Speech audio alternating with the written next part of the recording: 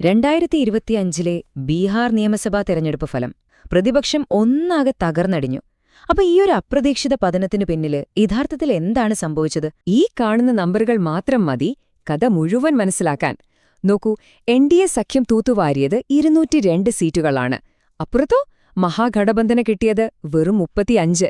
ഇതൊരു സാധാരണ തോൽവിയല്ല, ഒരു സമ്പൂർണ്ണ തകർച്ച എന്ന് തന്നെ പറയേണ്ടിവരും.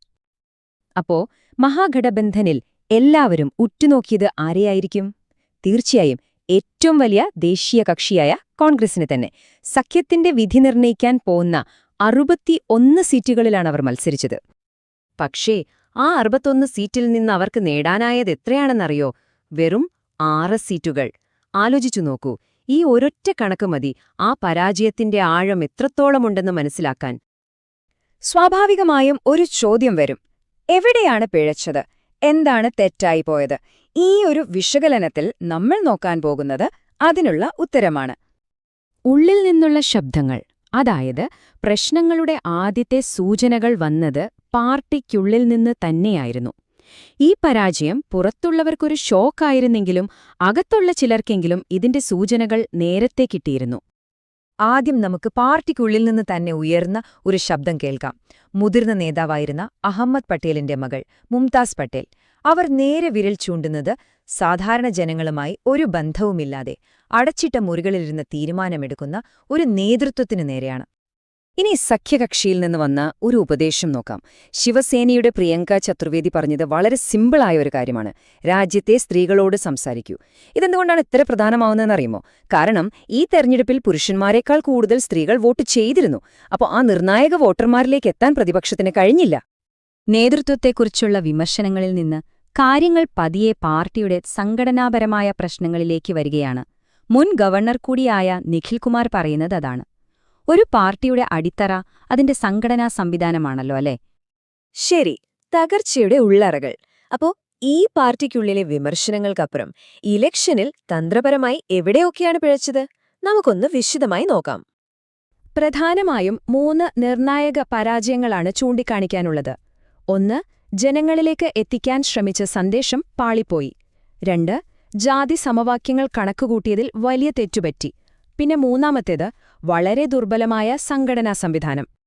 സഖ്യത്തിനുള്ളിൽ തന്നെ ഒരു ഏകോപനമുണ്ടായിരുന്നില്ല എന്നതിന് ഏറ്റവും വലിയ ഉദാഹരണമാണിത്.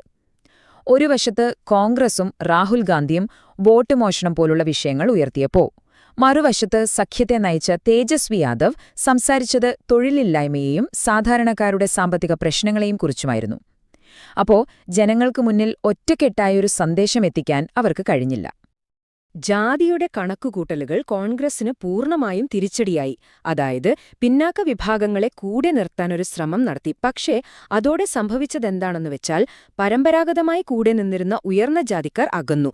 എന്നാൽ പുതിയ വോട്ടുകൾ നേടാനും പറ്റിയില്ല. ഫലത്തിൽ 2 ഭാഗത്തു നിന്നും വോട്ടു നഷ്ടപ്പെട്ടു. പാർട്ടിയുടെ സംഘടനാ സംവിധാനം എത്രത്തോളം ജീർണിച്ചുപോയി എന്നതിന്റെ തെളിവുകളാണിതൊക്കെ. നോക്കൂ, എതിരാളികളായ NDAയിൽ നിന്ന് വന്നവർക്ക് വരെ ടിക്കറ്റ് കൊടുത്തു. സംസ്ഥാന പാർട്ടി അധ്യക്ഷൻ സ്വന്തം സീറ്റിൽ തോറ്റു. ദേശീയ നേതാക്കളാണെങ്കിൽ ഹെലികോപ്റ്ററിൽ വന്ന് പ്രസംഗിച്ച് പ്രവർത്തകരോടൊന്നും മിണ്ടുക പോലും ചെയ്യാതെ തിരിച്ചുപോയി.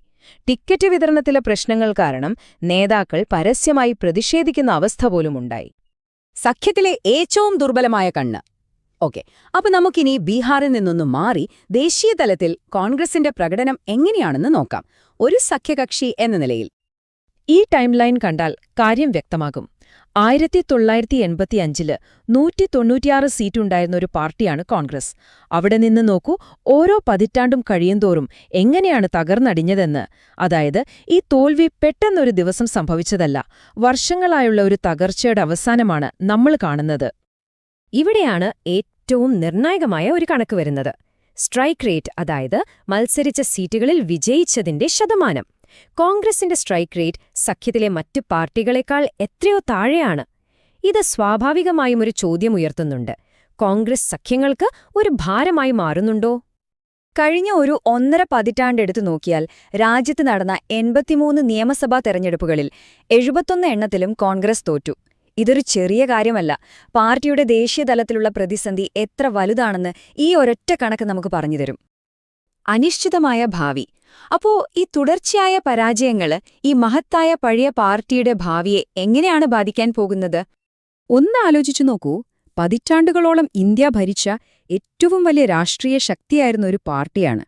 2014 11 സംസ്ഥാനങ്ങളിൽ ഭരണമുണ്ടായിരുന്നു. ഇന്നോ വെറും 3 സംസ്ഥാനങ്ങളിൽ മാത്രമായി ഒതുങ്ങിയിരിക്കുന്നു. ദേശീയ രാഷ്ട്രീയത്തിൽ പാർട്ടിയുടെ സ്വാധീനം എത്രത്തോളം ഇടിഞ്ഞുവെന്ന് ഇതിൽ നിന്ന് വ്യക്തമാണല്ലോ.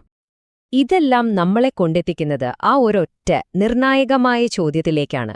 ഇന്ത്യയിലെ ഏറ്റവും പഴക്കമുള്ള രാഷ്ട്രീയ രാജവംശം കെട്ടിപ്പടുത്ത ആ ബ്രാൻഡ്, ആ പേര് തന്നെയാണോ ഇന്ന് പാർട്ടിയിലെ ഏറ്റവും വലിയ ഭാരമായി മാറിയിരിക്കുന്നത്?